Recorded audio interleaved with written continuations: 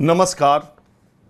पहले कुछ देर तक मैं कुछ पॉइंट आपको बता रहा हूं, ये सुनिए, फिर आगे की गुफ्तगू जारी रहेगी। 50 बरस से ऊपर के मुस्लिमों को पेंशन दी जाएगी।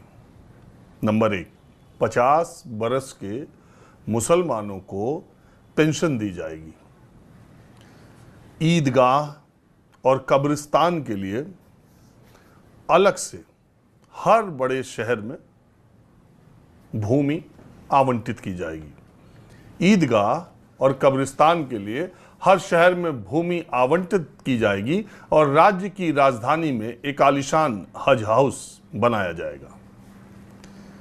नूर भाषा कॉरपोरेशन बनाया जाएगा जो 100 करोड़ उसका बजट होगा। 5 लाख रुपया बिना ब्याज के 5 लाख रुपया बिना ब्याज के मुसलमानों को लोन दिया जाएगा। 100 करोड़ रुपए का बजट आवंटित किया जाएगा। 10,000 इमामों को, मस्जिद के इमामों की 10,000 रुपए की नौकरी दी जाएगी। उनका वेतन 10,000 रुपए होगा, मौजन का 5,000 रुपए। हर मस्जिद के इमाम को 10,000 रुपए की नौकरी दी जाएगी, उसका वेतन होगा।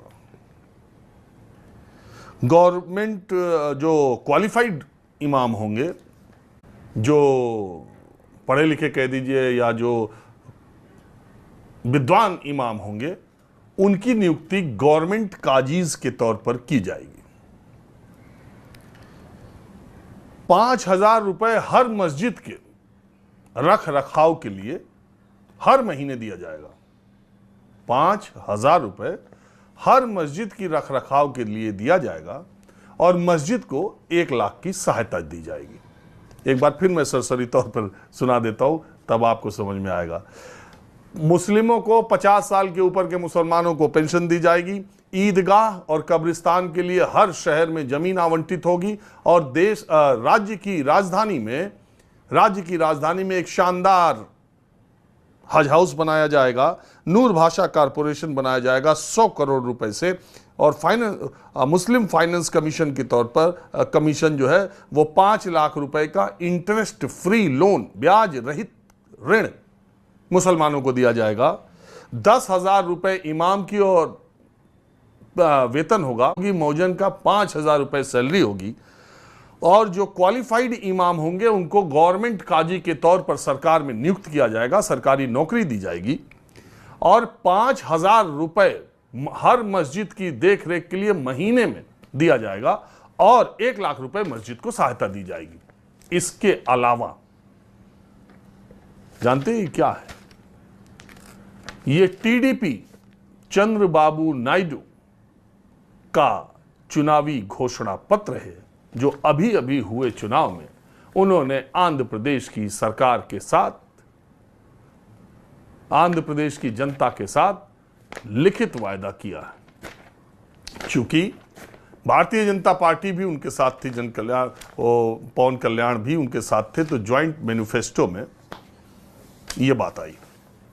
5 इसके अलावा 4% मुसलमानों को आरक्षण और हर मुसलमान जो हज यात्रा पर मक्का के लिए जाएगा उसे 1 लाख रुपए की सहायता, सरकारी सहायता दी जाएगी।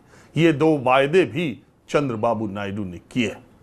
आपको मालूम है कि जब आंध्र प्रदेश और तेलंगाना अलग अलग नहीं था, एक राज्य था, तो वहां पर उर्दू विश्वविद्यालय और हज हाउस, शानदार हैदराबाद का हज हाउस है, आप देख लीजिए, वो भी टीडीपी की सरकार ने ही बनवाया था। चंद्रबाबू नायडू ये कहते हैं कि देश भर के जितने भी मुसलमान हैं उसमें हैदराबाद के मुसलमान सबसे ज्यादा आगे हैं और उसका श्रेय टीडीपी को जाता है। अब चंद्रबाबू नायडू एनडीए सरकार के हिस्सा होंगे, आंध्र प्रदेश में भी, और मोदी जिसके प्रधानमंत्री होंगे, मोदी सरकार तो नहीं, एनडीए सरकार के प्रधानमंत्री जिसमें नरेंद्र मोदी होंगे, उसमें चंद्रबाबू नायडू की बैसाखी पर यह सरकार चलेगी।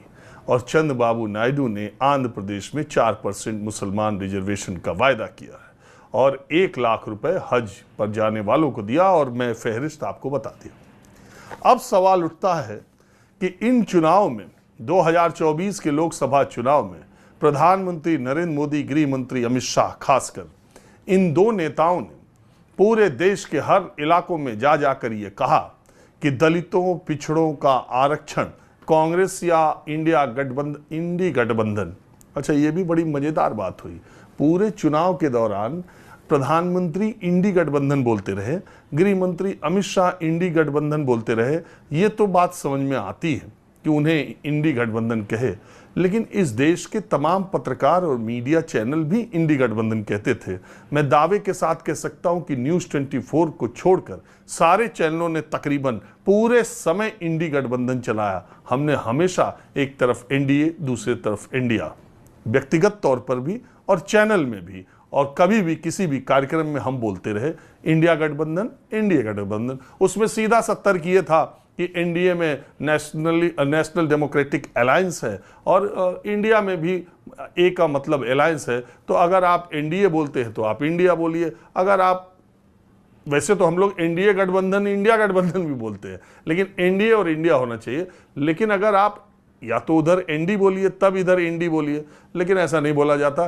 लेकिन देखिए जनता की ताकत, जनता ने सरकार भी नहीं बनवाई और सारे चैनलों में अब इंडिया लिखा जाने लगा, और वो सारे, आप ध्यान दीजिएगा, और सारे पत्रकार अब इंडी छोड़ इंडिया बोलने लगे। मैं दूसरी बात पे आ गया। तो प्रधानमंत्री मोदी और गृह मंत्री अमित शाह जब इंडी गठबंधन की कहते थे तो ये कहते थे कि इनकी सरकार आएगी तो ये आपका मंगलसूत्र छीन करके जिनके ज़्यादा बच्चे हैं यानी मुसलमानों में बांट देंगे, आपका दलितों का, पिछड़ों का आरक्षण लेकर के ये मुसलमानों में बांट देंगे, हम आए तो आरक्षण खत्म कर देंगे या हम होने नहीं देंगे, मुसलमानों को आरक्षण नहीं मिलना चाहिए। और वहीं पर चंद्रबाबू नायडू ने मैनिफेस्टो में आरक्षण वाली बात तो नहीं कही, लेकिन अपनी तमाम रैलियों और संवाददाता सम्मेलन, वो करते हैं संवाददाता सम्मेलन, वो पत्रकारों के सवालों का जवाब लेते हैं, तो उसमें उन्होंने ये बात कही कि हमारी सरकार बनी तो 4% मुसलमानों को आरक्षण देंगे। अब बताइए, चंद्रबाबू नायडू को भारतीय जनता पार्टी की कोई जरूरत नहीं है। आंध्र प्रदेश में उनको इतनी ज्यादा सीटें मिल चुकी हैं कि बीजेपी की उनकी कोई जरूरत नहीं है। चुनाव पूर्व गठबंधन हुआ है तो इसलिए सरकार में शामिल हो जाए बीजेपी तो हो जाए, और वो यहाँ मोदी सरकार में शामिल हो जाए, प्रधानमंत्री मोदी की एनडीए सरकार में शामिल हो जाए तो हो जाए, अन्यथा उनको आंध्र प्रदेश में बीजेपी की कहीं कोई जरूरत नहीं पड़ी। उनके सांसदों की संख्या भी 16 है। तो अब सवाल ये उठता है कि अगर चंद्रबाबू नायडू की सरकार में बीजेपी शामिल होती है और वो मुस्लिम आरक्षण लागू करने का फैसला करते हैं तो क्या इस आधार पर बीजेपी उनके सरकार से निकल सकती है, और क्या राष्ट्रीय स्तर पर चंद्रबाबू नायडू से समर्थन लेने से इनकार कर सकती है? क्या ऐसा हो सकता है? और चंद्रबाबू नायडू अपने इस वायदे को कितना जल्दी पूरा करेंगे?